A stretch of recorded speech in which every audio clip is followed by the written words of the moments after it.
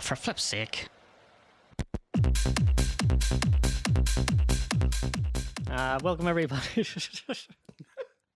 Okay. Professional. Take 55. Yeah, welcome, everybody, to today's podcast. We've got the most recognizable voice on radio. One of them. Don't say that. One of them on today in the radio. He's probably the go-to guy for all the festivals around here. He's on everything. He's played with all the big DJs all around the world, I would say. And his show, Nocturnal, goes all around the world. And it's Coole FM, Downtown Radio's Neal McClelland. Very good.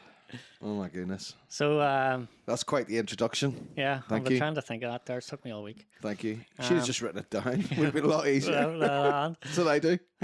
So do you find interviews dead nervous? Because I was a bit nervous when you're coming down.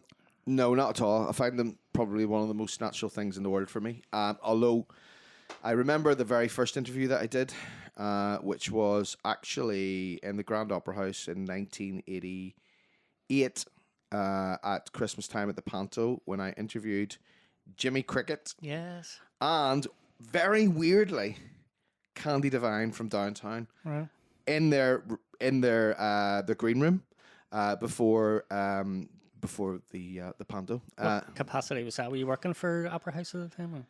I was working in the Opera House at the time, but I was also making my first foray into radio, which was whenever I was involved with hospital radio at the Royal Victoria Hospital, which was a very, very interesting time in my life. I was kind of I was a child actor before I was a DJ, so I was involved with the Ulster Youth Theatre, I was involved with the National Theatre, I was involved with the National Youth Theatre from the ages of 11 up to 16 at Queen's Drama Society, Lyric Theatre. So you're always seeing yourself as an entertainer and sort of... Friends, Roma's countrymen, lend me your ears. I come to bury Caesar, not to praise them. The evil meant to. If I've done the good is often terrible, their bones, so let it be for Caesar. So you remember? Would you like any more Shakespeare? I'm available all day. So I did that before I did radio. Then I went to college, where I did a media class after I went to Glengormley High School. And then I had the choice to do radio, a normal job, or to DJ. And I did all three for many years. Yeah, that's what we'll probably... So that's where it all started. It started whenever I was beginning to carve my radio career and the craft of radio and my voice on Radio Royal. Because you're very confident. When you done our V Fest down here, or no, it wasn't V Fest, sorry, it was the lady thing. Yeah.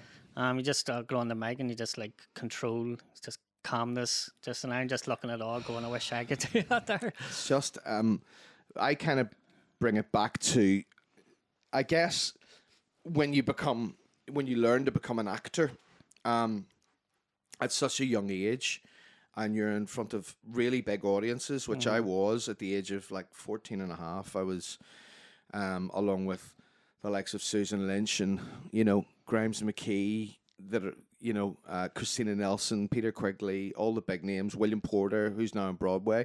We were all part of that crew. It was Leisure Kids, and I was also involved in Leisure Kids as well, which is it's like a cross-community thing for like 14 to 16-year-olds whenever we were that age.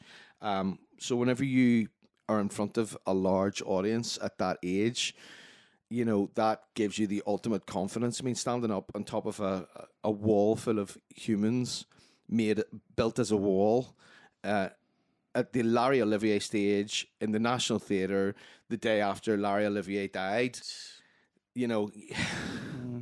there's no festival that's going to come even close to that, in my opinion.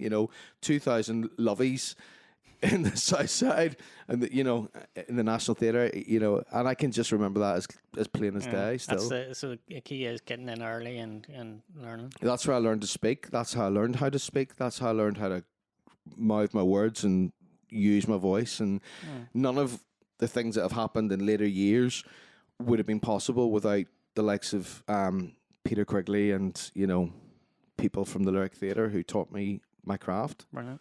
So going back then, we'll go back right to the start. That also happened to be the same time as whenever rave music started. Yeah. In that year. That's great, because I remember, we'll get to that bit, because you were DJ Milky for, you've done Tokyo Joe's and stuff. It was like. So we'll go back. We'll get to there because there's the time that I love. Like, so you grew up. Was it around Glengormley then? Can I just say, Ron, I just feel very, very weird here. It feels very strange being on the other side. Yeah. So you've got me now. Well, I hope we can do it justice. Like, they say that there when like Jonathan Ross, like he's really good at interviewing people, but when he's on the other side, they all go, I don't know what this feels uncomfortable there. It feels strange because normally I'm in control and I can cut away and go to a track anytime I want to. I can cut away and go and do something else, and we can say stop and we can redo that again. But this time we can't redo it again because you're in control. So I'm in control. Yeah. So we'll go back. You grew up. Whereabouts did you grow up? Was this it right? microphone's now too close to my face.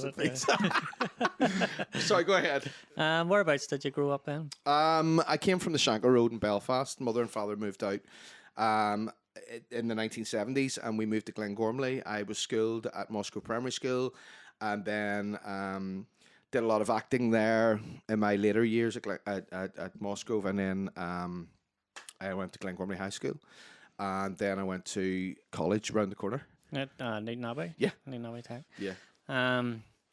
So were you always, did you, back then, you wanted to do drama or some acting and stuff like that there? Yeah, it was weird. I actually don't know how. I always had a fascination with music. Yeah. But I wasn't, and this is the really strange thing, I didn't have a specific genre in which I liked massively. So I guess I probably would have been mod-ish. But again, I probably would have been a little bit maybe too young to enjoy the full mod, thing. And then I liked electronic music, and then I remember I like Voyage from Desire and stuff like that in 1987. I loved the Pet Shop Boys. Kind of the synth pop. I loved that synth pop sound. I was massively into Duran Duran. I still am. Still hugely into their sound. What Nick Rhodes has done is just amazing, And I was really into kind of all of that sound. And then when I think the defining moment for me becoming involved in electronic music was when I spent a summer, which was 1988, at the National Youth Theatre in London. You've got if you're into drama and you're a kid, that's the place to go to be trained. If you can, because it's just the best of the best of the best. Although there was a lot more opportunities now than what there was then. Yeah, it was obviously probably the only place. You can come here and do what we did there. I had to go to London. My mum and dad had to pay for it, and they didn't have a brown penny at the time because the interest rates were so high. You know what I mean? Did you live there? Or was it just traveling, or We went for 3 weeks. We went there to London, and at that time, Yaz and the Plastic Population, The Only Way Is Up, and all of those big early like Robin Raz, it'll all come to me in a minute whenever but all those tracks of 1988, the very, very, very raw sound of the early days of UK house music, it's kind of whenever I fell into it, and that it was being in London at that time. Although weirdly, I didn't do any raves because I was only like 15 at the time. Yeah, kind of like me. Well, later on, like the Hellraisers and stuff, I would have looked at them, and because I would have been about 14 or 15, and I could never go to them because I was always too young. Like, so you're always wondering what they look like. Acid house music dropped in 1988 in London, and I happened to be there in that summer. So amazing. I was immersed in it, albeit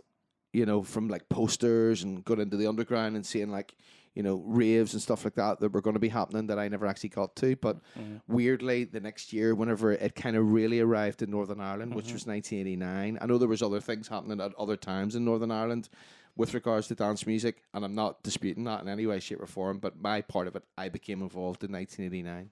That's really whenever I started. And that was the acid house thing then? Was it really caught your eye? Well, what happened at that stage, I was then... At that stage, I was then at Newton Abbey Tech, as it was called those days. What were you studying down there? Was media. I was doing media. Did you have an idea then, radio, drama? Yeah, I knew at that stage. I knew because I'd already done about 6 months in hospital radio, so I knew that I wanted to do something there. I just couldn't work it out, as nobody can at that age. I mean, people say, what do you want to be? A don't really know. Yeah, they sort of think of what their mums Yeah. or dads Yeah. or something done. Yeah, of course, that was not. To be fair, my mum and dad always supported me massively in Were every they single thing that I did. musical sort of. My dad played in a band. Yep. My dad played in a band in the early 1970s, Candida. They had one-ish hit. Was it like a new punk or something? Or what? No, kind it of wasn't band new punk. Was It was rock. rock It music. was rock. Candy Girl is the name of the track. Should try and remix it sometime. Like a deep house version of it or Yeah. something. It would be a tribal house version of Candy Girl. Generational That'd be mix. good. Yeah. Yeah. So yeah, my daddy was into it. And weirdly, I probably should have started making music then, but I didn't. I DJ'd, and that's whenever I got my first break. I was doing tech formals and parties and stuff like that, and I started going to a place down the road in Carrickfergus called Sparkles Nightclub. Right. Which was the Fergus, which it was back in the day. What's it now? Is it? It's a hotel, and the left-hand side as you're going into Carrick. I can't remember the name of it now. yeah. It's changed names that many times. And then I started doing warm-up for a guy called Mark Dobbin, Billy D, Right. from Larne, Glaive Dobbin's big brother. I was his warm-up DJ on a Saturday night. And I was Robbie V's warm-up DJ on a Friday night. Robbie Sort of left. years were this then? 88, 89, 89, 90. And it was a very successful Friday night. Robbie left and ended up going up, I think it was Portrush. He went to another club, Tracks, and then there was the other one, which was in Port Stewart, Nero's. And I got the Friday night residency, and I was a resident for a year and a half at the age of 16. Was your ambition to be radio DJ or club DJ, or was Nah, it just I was anything? just like, gimme. Just whatever. Give me it. I'm up for it, whatever. And still am. I'm very like that. Yeah. You know, whatever you can throw at me, I'll take, you know. Again, at that time, I moved away from hospital radio and I started becoming involved in Top Shop Right. in Belfast. You know, the little goldfish bowl that was downstairs. You might remember it, you maybe don't if you're old I enough. can't remember the Goldfish. I remember Yeah. Top Shop, but then Yeah, so there was a radio station in there. Frank Allen ran it for a while. Morris J was there from another radio station that I don't work at now. He's the boss, right. or one of the bosses.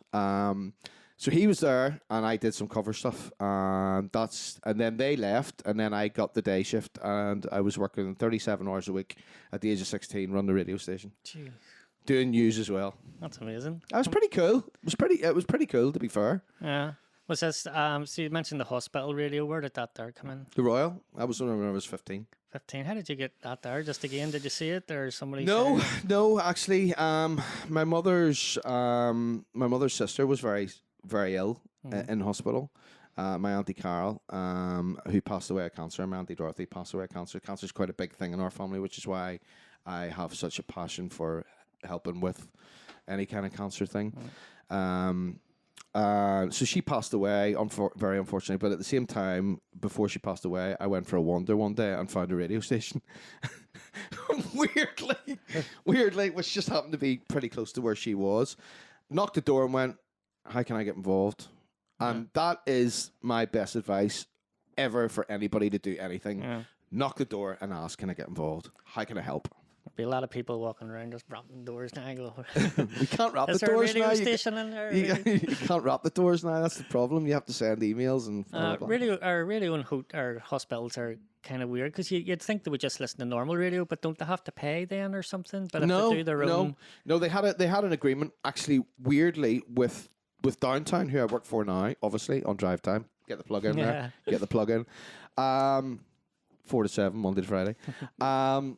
So they had an agreement with Downtown that they took Downtown News at the top of the hour, which was on a fader. So you automatically got that moment of preparing a radio show, delivering a radio show from absolutely nothing on vinyl, and timing up to the news to make sure that it didn't crash with the news, and get a jingle in there as well, which was played by tape. Yeah. So there was no like putting a load of tunes on and letting the computer do it. You had to. It was all done on vinyl. In fact, I was actually brought up in front of the board for being a bad boy, for speeding up Rick Astley to make him sound like Kylie Minogue, to prove that it could be done on the radio. Was that a switch from 33 to 45 or just up in the pitch? No, there was a pit. There was a. How mad is this? Having this conversation. There was actually a pitch control on it, like a little tiny pitch control in the front of it. I don't even remember what the turntable was. Yeah. But there was actually a pitch control on it. And a desk that was just like it was from the 1970s, Yeah. and a tape deck that looked as if Big T had used it in 1978 on Downtown. It probably was actually donated from Downtown to us because they did all our jingles as well. Yeah. And you just went, that sounds better. I got that. Yeah, and I brought people down, did interviews down there. The likes of John Daly, who's weirdly whose show I actually have now on Downtown. Yeah, John Daly. I work at on Downtown now. It's very bizarre. It's how it turns around. You know, a lot of my John Daly and Steve Wright kind of would have been my local kind of sound. Chitty chatty type kind of, you know, cheeky sort of attitude. Yeah. You know, on the Pushing boundaries. on the radio. Yeah. I mean, those guys are incredible broadcasters. You know, amazing broadcast, and still are. JD's still pretty close to me, and you know, in terms of giving me advice and stuff like that. Brilliant. You know? So when we're coming into say into the 90s, then you were doing some residencies. Mark Daven, that's a name drop bar, like kind of thinking. That's trouble. Yeah. Him and his bongos. So I remember playing, or I wasn't playing, I was down in Charlie's in Carrick one time. Was it Charlie's? That's what it was. That's what it changed his name yes, to. right, okay, yeah. And He's Glee- just had a light bulb moment. I was thinking on the time before we come, but Glee was playing, and then you had Mark in the back doing the drums. And it was the first time I ever heard that. And I was like, Jesus, class. Yeah. Really first time I met Gleave actually was whenever I was working for his daddy, Jimmy D, Mark and Gleave's daddy, in a place called the Bodega in Larne. That wasn't yesterday. And there was this wee lad. All right, how's it going? I'm all right. How are you? He was 13, I think I was 15. And yeah, we both shouldn't have been there, but anyway. Yeah. It is what it is. So you're starting to become a DJ then around the clubs. Did you notice like the music changing from the acid into the rave sort of? I remember. I mean, I was playing the likes of Joey Beltram, really, really early. I was playing K Class. I remember playing K Class's Wildlife EP. There you go, K Class. Remember that? You should bring that back again. I remember playing K Class's Wildlife EP before Rhythm is a Mystery. So yeah, I mean, I was always trying to. Alison Limerick, Where Love Lives. That's one of my favorite tracks of all time. You know, Candy Staten. I remember actually the day that I received the promo for Candy Staten was a lovely summer's day. You Got the Love, was it? You Got the Love, yeah. I can remember getting Enjoy's Anthem. Of course, it was all posted to you in those days, so you got a package at the front door on a Saturday morning with 15 records and open them up. What's this? And were you getting free promos then? Or? Yeah, I was starting to get. At a very early age, I kind of cottoned on to that. I think I was about 15 and a half whenever I started getting vinyl sent to me. Brilliant. Freaky Dreamer, the original Freaky Dreamer, Guru Josh, Freaky Dreamer, sent to me. Them all, there was loads. Dirty Cash is one of the first. Stevie V was one of the first promos that ever got sent to me. What was the first record you bought? I knew you were going to say this. I forgot there, and then I went, it's always a good one. Like mine, if you're worried about saying it, mine was Scooter Move Your Ass. So, you know. Mine definitely wouldn't have been that ever. No offense to Scooter, like everybody does what they have to do. Like, I can't remember. Maybe. Don't know. Yeah. Bruce Hornsby, the way it is. Something like a 12-inch. I just remember mine was Scooter because it was the only record I had for months.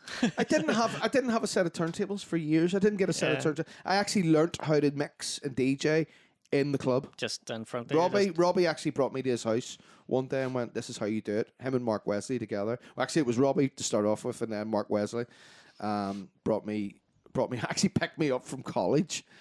From Newton Abbey Tech and brought me up to Robbie's house, who then lived just as you were moving into Macklemore. Was it Macklemore? Macklemore. Robbie lived there. We went up to his room and he was teaching me how to do it. I mean, for me, probably the best DJ that we've ever had. Robbie. Yeah, 100%. Full stop. I mean, when he's on fire, he's on fire. On vinyl, like all the days in the Helmsman, you know, just unbelievable. And we were saying about learning back then. It was kind of nobody really knew. There was no He sort did. of thing. He Well, did. He knew. He did. Robbie learned, I think it was 1985 or 1986, he learned whenever because Robbie went abroad, he went to Europe and he DJed, I think it was in Denmark, I think he DJed for years. So Robbie brought it back Yeah. here. And there was him, and there would have been, you know, the very early, from my early memories of the early days of what I kind of picked up on would have been, there was him, Ken Burrell, you know, Homer McCready, Sean McCann. I'm trying not to forget anybody here, Yeah, that's it. which is very difficult. We'll come back to, but I mean, those guys are at the very, very start. I mean, Incredible. Like, you know, this was before JK, before Cleve, before me, before Mark Jackson. This was, yeah, you know, them. well, Ken Burrell, you know, and Kenny would have been the soul guys. Homer and McCready would have been the soul guys and the mod DJs, Right. bring and the punk DJs, bringing it into to where it moved in. It's a very interesting story about Northern Ireland with such a rich heritage Yeah. of music. We are actually number 35. Belfast is number 35 in the world for the most influential cities for music, Amazing. as from yesterday, just announced. I watched that. Fun fact. Good Vibrations just a couple of weeks ago. Incredible. The film of it, like, and it's Incredible. first. I always thought punk. I had no interest in that there, but then when I watched the film, I still opened my eyes. And You want want to go and see it on stage? Yeah. Oh, was there a stage show of it? Well, it was in the lyric. That's Huh? what, yeah. So Christina Nelson was in it. And Oh, was it that before the film? Yeah. no. It was the film. Then it And was. then they've moved another Yeah, thing. yeah. Yeah. It kind of reminded me of like the early '90s sort of the culture that the young kids just wanted nothing to do with what was going on, and they just wanted. We there's no doubt about it. And I had this conversation recently actually with some friends of mine. In 1988 and 1989, there was only about 400, 600 people that were going to the art college, going to Tokyo Joe's, Yeah. going to the Helmsman, you know, and then it turned out to be the Limelight, and then it was Seventh Heaven, and we used to go out every night of the week. I don't know how we ever afforded it, because I hadn't a brown penny to my name, and still don't, for the record, because I've got 3 kids. But you know, at the very, very start, there was a very, very small band of people, and then Malloy got involved, and then, you know, Yeah. The big one. the list goes on and on and on and on. It got bigger and bigger and wider and wider and wider. You know what I mean? Yeah. It was, for me, I noticed like the change from everybody was like rock music and stuff, and then the rave sort of exploded in the early '90s. But I was only like 11, so you would have seen the change in coming. For me, Totally. it just sort of Totally. Put it like this here. At one stage, 6 months before, you were still wearing a suit and tie in a nightclub, and then the slow scene, the slow dance, Yeah, the slow dance went. yeah. The suits went. People were tops off, and well. Could you imagine doing that now? Like at No. about peak time, going right, folks, we're going to No, slow it yeah. down and play flipping Whitney Houston. Yeah, yeah. One moment in time. Oh, jeez, you get battled. You know, it was. But I think, you see, I think, and I've had this conversation also with lots of different people. I think because of what we were going through at the time in this estate, like I knocked around with a wee girl up the road called Amanda Hamilton. Yeah. You know, Amanda Woods, as she was, and Lisa Irvine, they were both from this estate, and I was very close to this estate all the time, actually, quite a lot in the early 80s, the early 90s and late 80s. So what we went through, it was just kind of, can we party? Yeah. Can we party? Can we party? Yeah. People just wanted the. Can we just party? Without saying about what it is, because everybody knows what it is. But we just, and then Chris Hurley, you know, in Kelly's, what we did in Tokyo Joe's, what happened in the art college, what happened in the Helmsman. There's people from everywhere meeting people. Yeah. I mean, I genuinely do think that that's another reason why, you know, how things were resolved, you know, to a certain extent. I definitely agree with you there. Like, I think It was love. Like, we just loved the music and we loved each other. I heard, I don't know if I read it in a book or something, but it was, remember the Hellraiser where they phoned the bomb I was scare? there. Were you in it? I was there. I was one of the first people, actually. I was one of the last people out when they called the bomb scare, and was one of the first people back in when the bomb scare was called off. I heard when I can actually remember, if I close my eyes now, I can actually remember being on stage with some friends, and the doors being open and everybody coming in and the place going absolutely. There's old video footage of that Right. somewhere. Mark won what he did, and Underground Records, and obviously the gramophone shop before it was before we had Underground Records and Gareth Graham. Yeah. You know what Mark won did. You know, he was bringing all the music in that we were playing. He was the only person, apart from, well, Homer and McCready had their record shop, but the main record shops in the town were the gramophone shop and Homer and McCready's shop. There had to be somebody to know where to get it to bring it in to distribute the. And there was always that one you could not get your hands on because it was underneath the counter for somebody else. Oh yeah, well, that's and the bags, the white bags, and you know, full of record. What's in there? Jenny, keep warm. Can I have that? Give me that. It was the best day. Going into the record shop on a Saturday, I used to go in and just do the tour of all the record shops and see what have you got and all that there. Like I loved it. I miss that. Yeah, I miss that part of being a DJ. definitely. I mean, it hasn't been the same. I mean, it's there now. Obviously, vinyl's coming back considerably, and that's brilliant. I dread to go back into a record shop because the amount of money that I used to spend whenever I was in it, I used to spend like 150 quid a week on records. Jeez.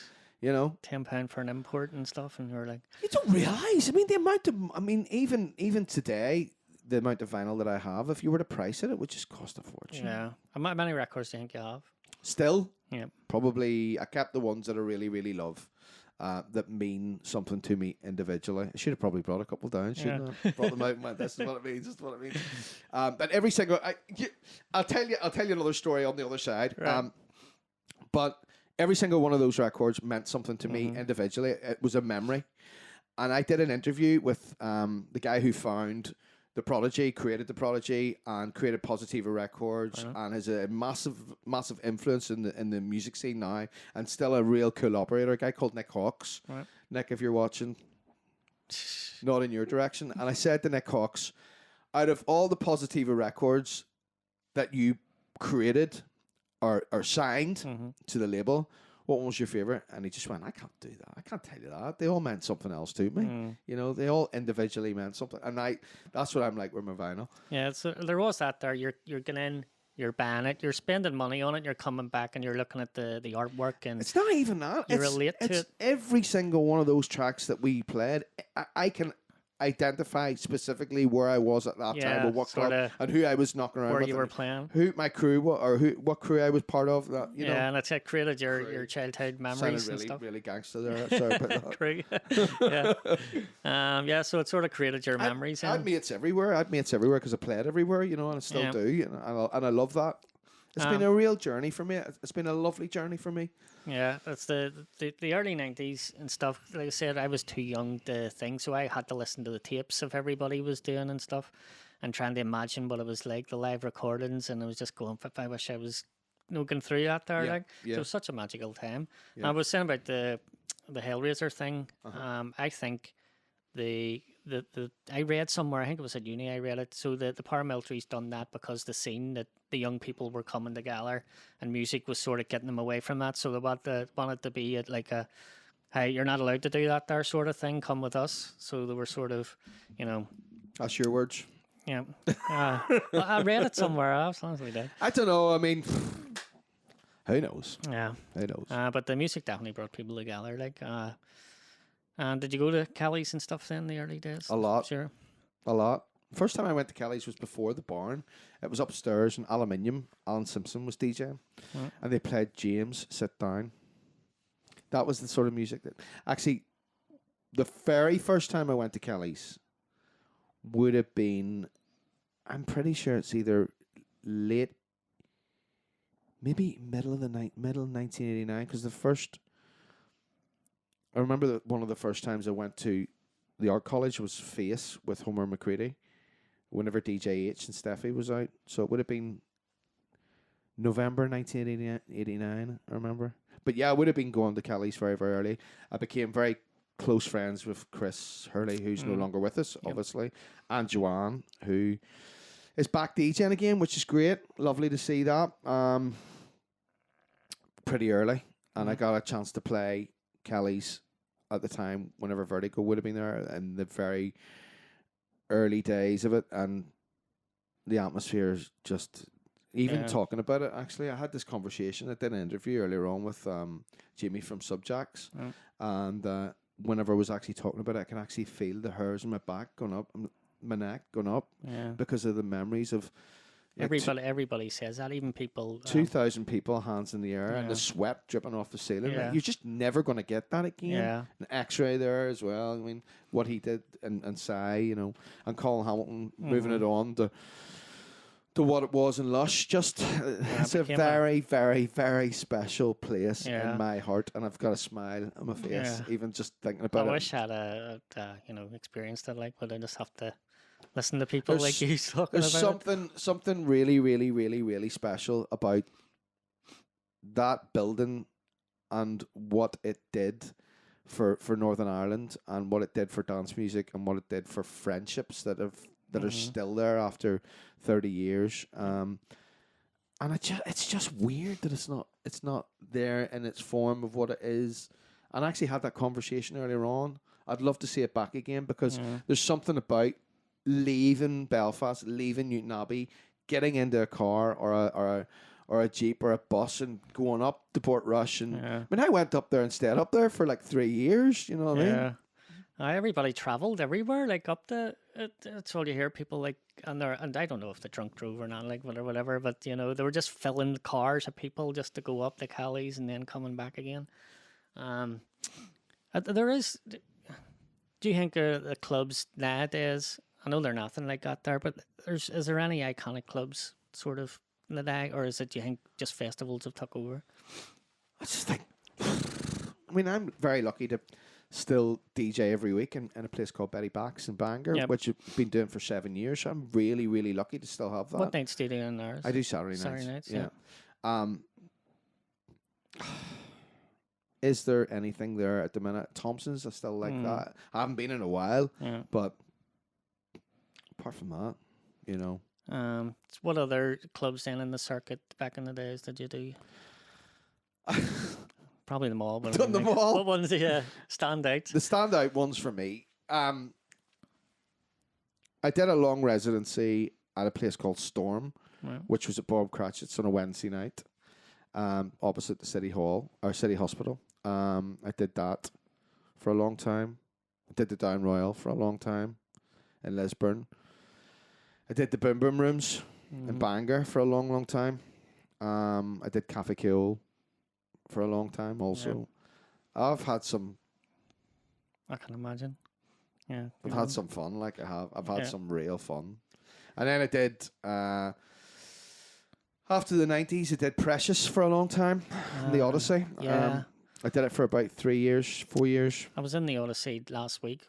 It's a good job what they've done with it. Yeah, they've changed it, full family, thing, like, but it's just a bit sad looking. That's where the Beach Club was. This is where the Precious was. That's where thing, and now they're like restaurants or so. Do you know what?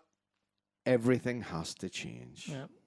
And that's it. The thing is, we've been doing this for such a long time, 30 years. If you think about whenever I started, which was 1989, 30 years before that was 1959, for goodness sake. When you put perspective like 69, that. 70, 80. Do you know what I mean? I know. It's great. Do you know, 30 years before, whenever I was DJing, it wasn't even the 60s. Yeah. I know. That's bonkers. That is. That's bananas. But, Right. What's next? So we're getting into just after the 90s. You were doing the sort of thing. When did you start it? Were you still doing radio shows then? At that Still stage? involved in radio. I worked for. I've been round the block. I've been round the block. So I would have been involved with Belfast Community Radio. I did. My first dance show actually was in 1996. I did a thing called The Flip Side, Right. which would have been after the Network Club every Saturday night. You can guess what that radio show sounded like. Yeah. So JK would have been there, and D and Mark Jackson and Conor McGavick, and Parks and Wilson. That was really good fun.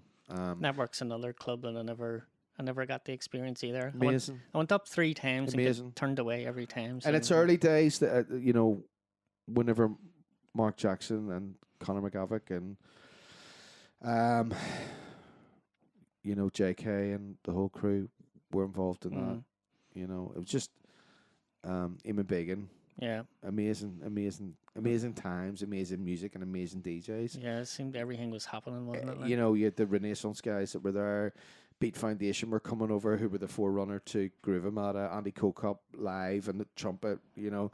Brilliant. And they were playing their music live through old Apple Macs and just, you know, Patrick on percussion and just mind-blowing stuff. And then I was involved, obviously, with East as well, and I was involved in Seventh Heaven and the venue in their later days, and the later days of Tokyo Joe's I was involved there as well. How long did you do Tokyo Joe's for? 'Cause that's where I remember.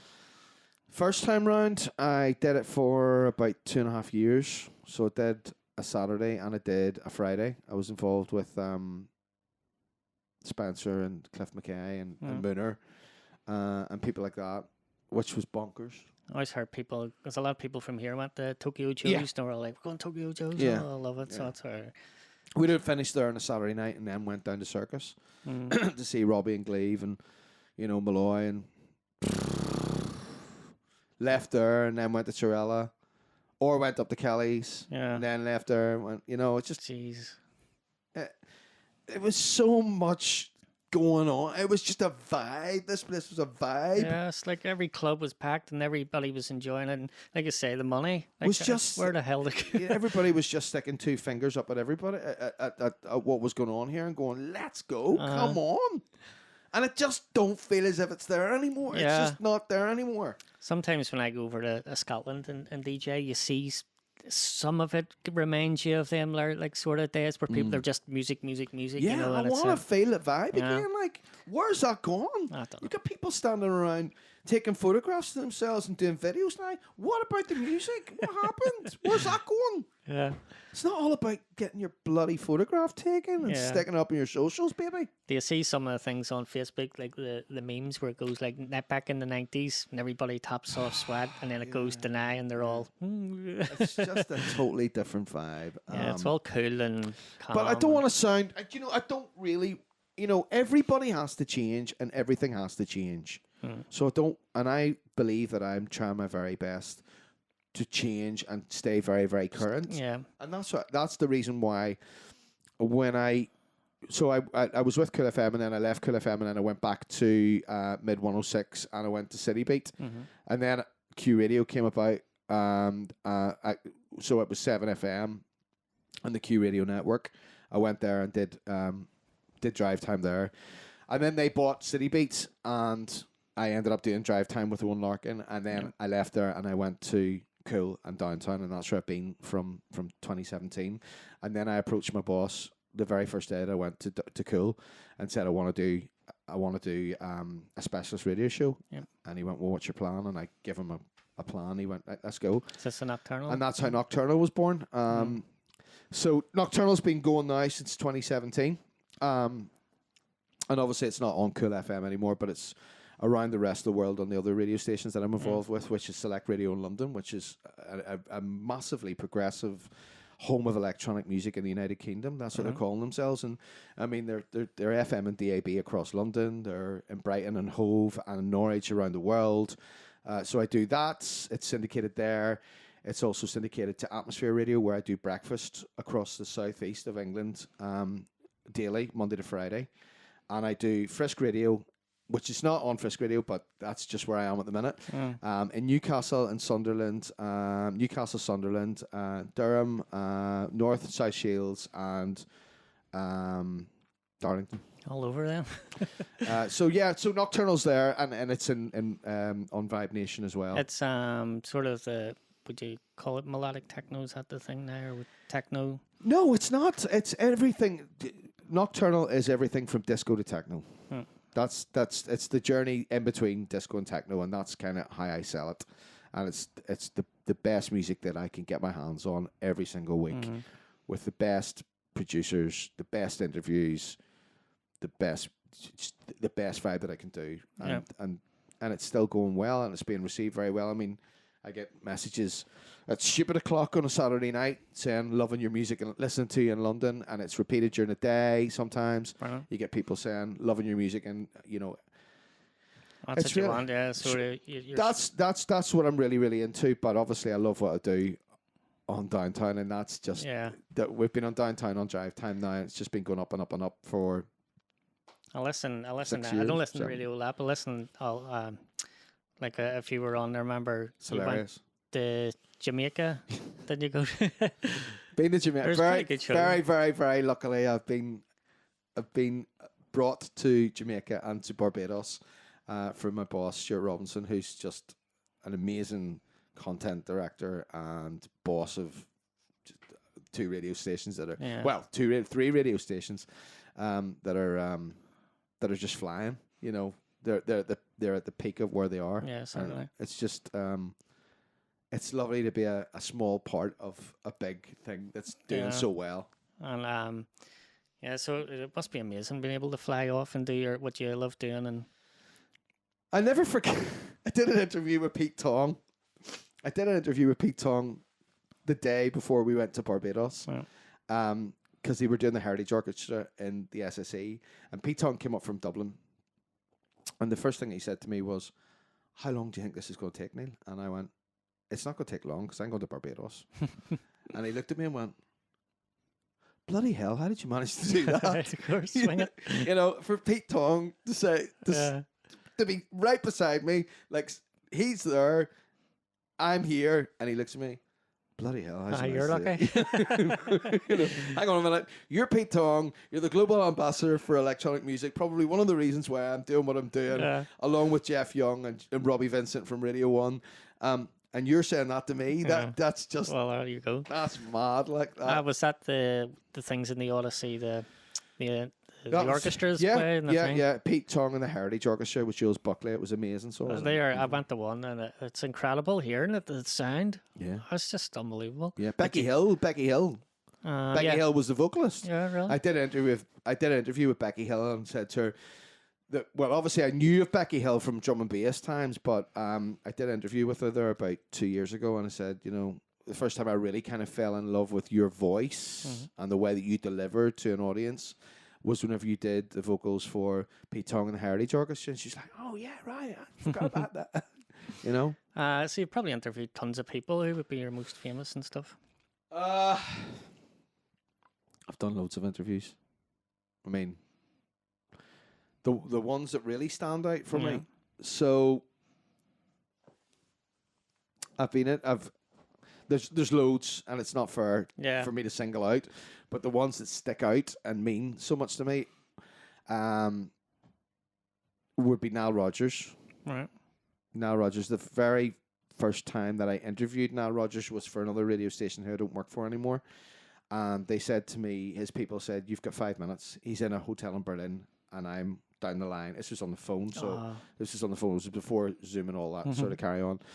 And I phoned him, and we ended up talking for 45 minutes. Jeez. And at the end of it, he said to me, "Man, you want to see what I'm doing with Daft Punk? It's really cool." And I was like, "What is it?" He says, "You're going to love it." It was Get Lucky. All right, yeah.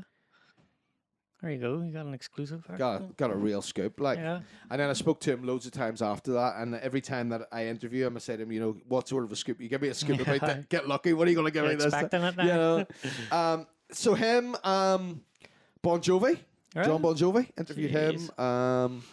Who's really cool. Eric Prydz, Paul Van Dyke.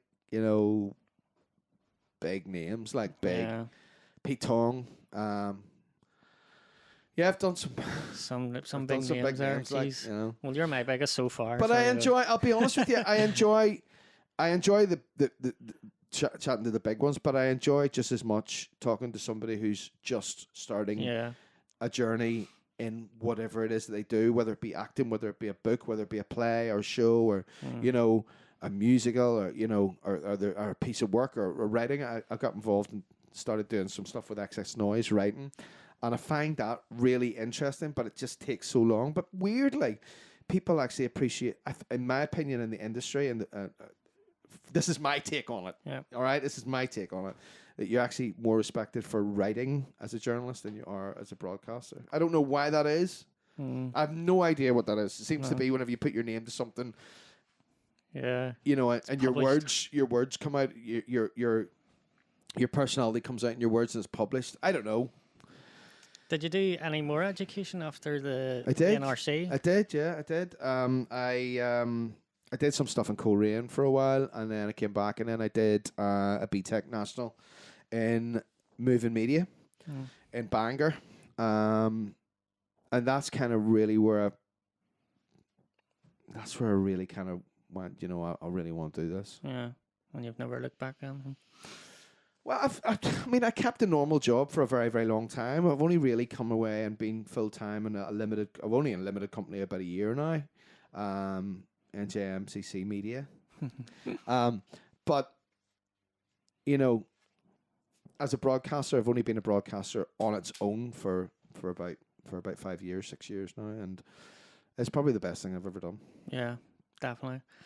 So DJing then, just where would you say was your best the gig in, or what sort of ones? Some people ask me out there, you're like, No, I don't know, because I can't single it out. I couldn't single it out. Some of the nights that I do in Betty Black's or recently have been immense, absolutely jumping. In the same instance as well, there's memories from Tokyo Joe's and memories from Kelly's, and you know, the early gigs then were like packed out, because mine would they're be a little bit foggy now. Yeah. My memories of them would be you a just little bit know foggy. that it was a good time. But you know, I mean, I'm loving what I'm doing, and I love the production bit. What I'm doing, I love the stuff that I'm doing with Chris. That you know, how did that come about then? Chris Woods I've known for a long time. Actually, he lived in Bangor whenever I was doing the Boom Boom Rooms. We've always been kind of friends, and weirdly, he'd been sending me music, and I was kind of interested in getting involved. And then I just said, "Come on, we'll do something." And Cristobal and Jamier arrived, and we had so many good things. We had loads of big names playing our music. Where'd the name come from, the Cristobal and Johnny's? Well, he already was Cristobal under Cristobal Madeiras, I think it was. And then I just came up with Jamier for James. As James is my middle name, I just thought, well, change it to Jamier. Yeah. And that was it. Cristobal and Jamier was created. I mean, we'd some big names, our music being played at Elro, our music being played, you know, in the States and stuff like that. And everything was setting up lovely. There was management deal that was on the table. Other things were happening. We were involved with iconic record labels, doing different things. And then COVID came. And it was like taking my shoe off right now and just bucking it at that camera. And that's what happened. Yeah, so it messed up everybody's flow. We lost all of our momentum. We lost everything. Yeah. And we're only really starting to get back now. How did you find COVID in general then? I hated it. Yeah. It was very, very weird because I was driving to Newton Ards every day doing a radio show. You were allowed to? I was allowed to. We were part of the communications thing. But it taught me to be a different type of broadcaster. It taught me that it doesn't have to be full on all the time. That you can pull back and be really cool and be nice and relaxed. Do you know what I mean? Yeah. And whereas before I was always full throttle and everything. I listen to some of the world's spinning, and then I listened to some of my old demo tapes, and my God Almighty, I ever got hired, let alone kept a job. But yeah, it was an interesting time because my mummy and my daddy actually got very, very sick with COVID at the very, very start. Scary. Before there was any kind of injection you could take. That's not a political comment, by the way. Yeah. They were very, very sick at the very, very start. Mummy was very ill, nearly died. And it was an interesting time. So I learned a lot. I also created a home studio. Yeah. Built my studio. And that's where you see a lot of my things happening now. Yeah, is it up in the loft? Or? It is. Yeah. It's upstairs. It's above the garage. Mine's the same. Magical little place above a garage. I love it. It's your place of solace, and you always go. That's where I can go, and I've learned to create music and come up with concepts. At the start, it was all very my contacts and Chris, whereas now it's my contacts, Chris, and the both of us together, and it's lovely. I just love it. And then, of course, the stuff I've done with Nathan. Nathan X, who's majorly talented individual in terms of electronic music, and has got a huge history of remixing stereo MCs with the Basement Jacks.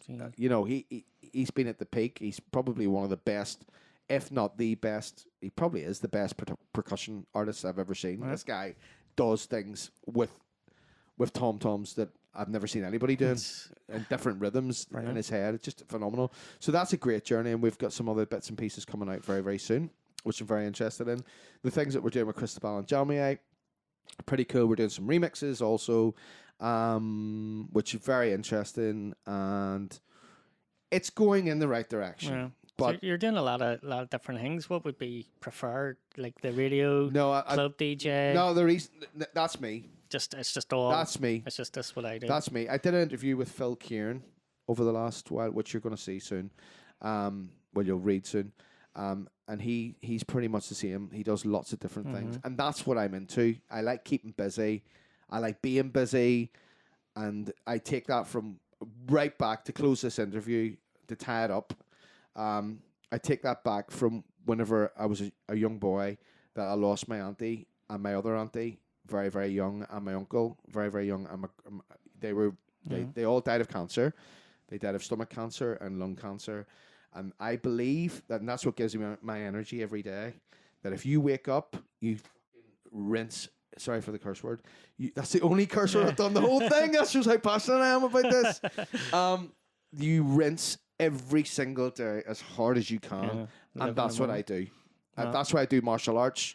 That's why, you know, I didn't even talk about martial arts. You do jiu-jitsu then? I do jiu-jitsu. Yeah, well, I'm a black belt in jiu-jitsu. And I'm getting edgy now again, you see. I'm a black belt in martial arts. I'm a black belt in jiu-jitsu in the World Jiu-Jitsu Federation, Japanese jiu-jitsu. And I'm doing my second dan, which is the belt above black belt, in October. So you could be watching this in October, and I could have already done it, which means I've gone through a lot of pain because I don't hand them out. Like, what sort of grading do they do, like, to get in the second dan? What do you have to do?